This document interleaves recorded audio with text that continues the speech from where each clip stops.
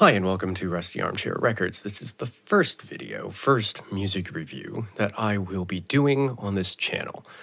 I decided to go with something really basic for this one, something really simple and something that probably most people have at least heard of. Although, as I've stated in previous posts, it amazes me how many times I wake up and find out that a friend who manages, a teenager or something, had a conversation about how they didn't know who the Beatles were, which is bizarre to me, considering that is unequivocally the #1 selling band in pop music history.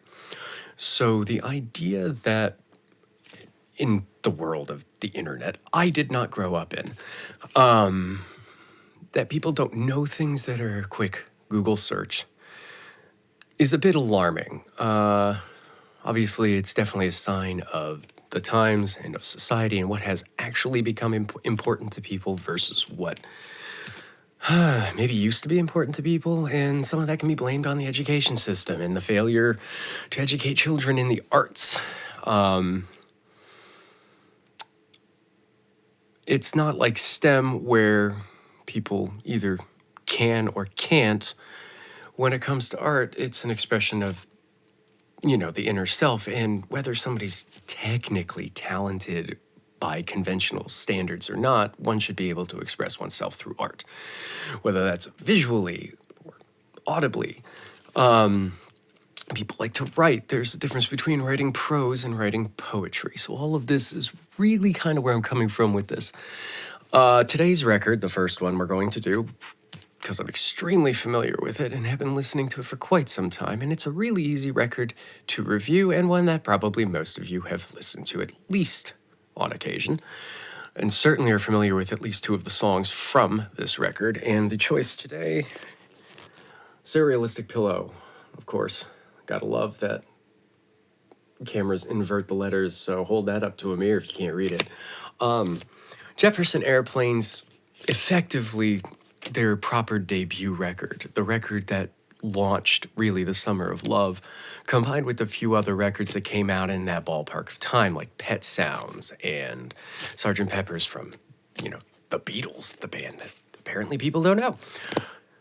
Jefferson Airplane was definitely more of a phenomenon at that time, and of course, as time went on, you'd be reformed into, Airplane, Starship.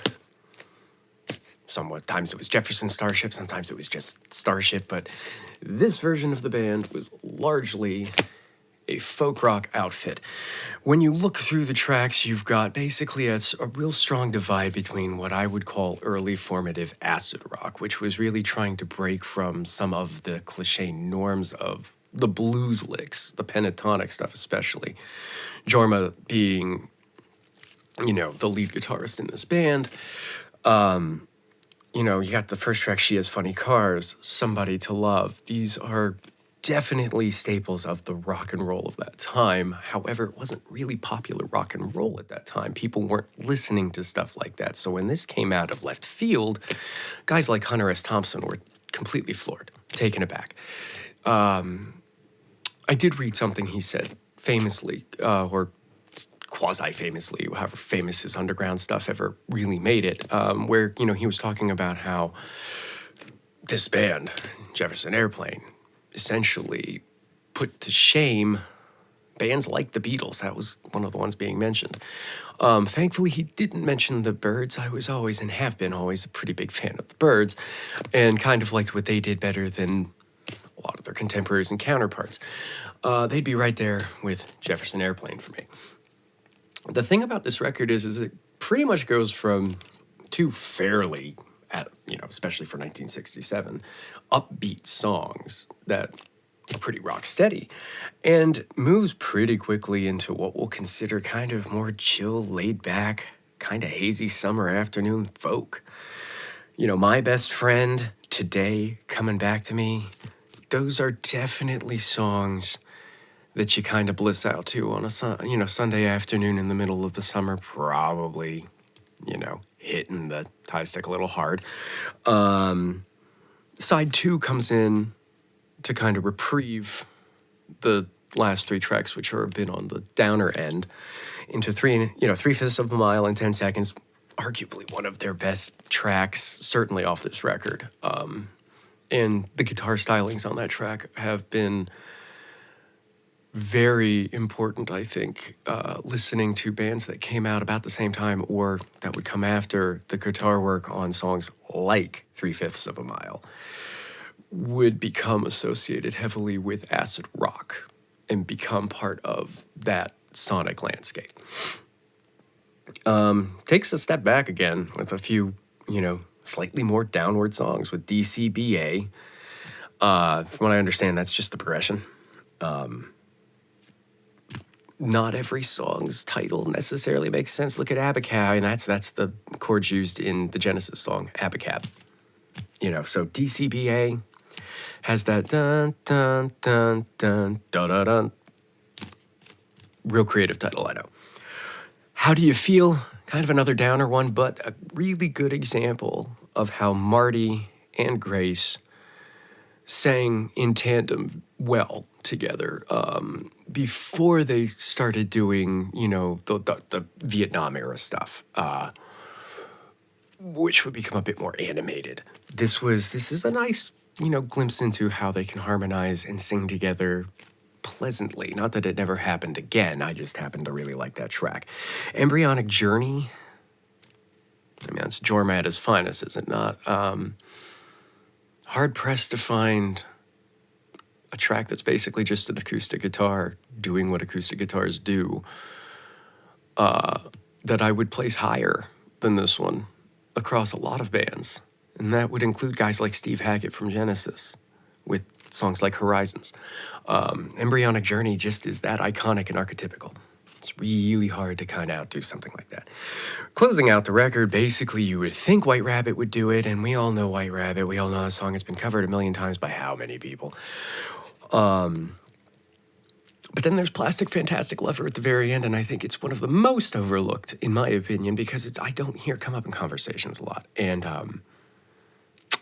I think it's aged well, considering we're on the cusp of the AI boom. And at that time, I think that a lot of science fiction was, pointing towards dystopia, had been through much of the 20th century. And I think rock reflected a lot of that narrative. And it's kind of a funny song. I like it because it uses some rather unconventional chord shapes there in the middle, which, in my opinion, really color the song in a way that makes it unique. And I remember an interview with Marty Balin, the singer, not just Grace Slick, was not the only singer in the band. Marty was the only one she didn't sleep with. But I remember him saying how that was about as upbeat as they'd gotten. They weren't really a fast-playing band. They hadn't been. And that was, for them, that was upbeat. Like, that was a pretty bouncy song. It's a great way to close out an album. The album clocks in at a fairly short running time, right around a half an hour. Just on the other side of it, I think. Of course, LPs at the time, you only had, give or take, 20-ish. Obviously, progressive rock pushed that boundaries to 25 to 27 minutes. There are LPs where one side is that long. But conventionally at that time, LPs would largely try to stick to 15 to 20 minutes on each side. Therefore, your LPs would seldom go over 40 minutes back in 1967 in that era. That is the review for Surrealistic Pillow. I would definitely rate this highly on my list of psychedelic rock albums from the formative years of psychedelic rock. Obviously, it has developed considerably since. There are a slew of bands and a myriad of ways to approach the genre, from, the chill wave stuff, and neo-psych like Tame Impala became really big. I think they became big after their psychedelic years really were, Lonerism being the record that was kind of seminal, but then they became famous after that because their songs did tend to veer more into the pop and I think disco at some point. But the genre of, psychedelic music has gone strong. So that's Surrealistic Pillow, and that's my first album review with Rusty Armchair Records.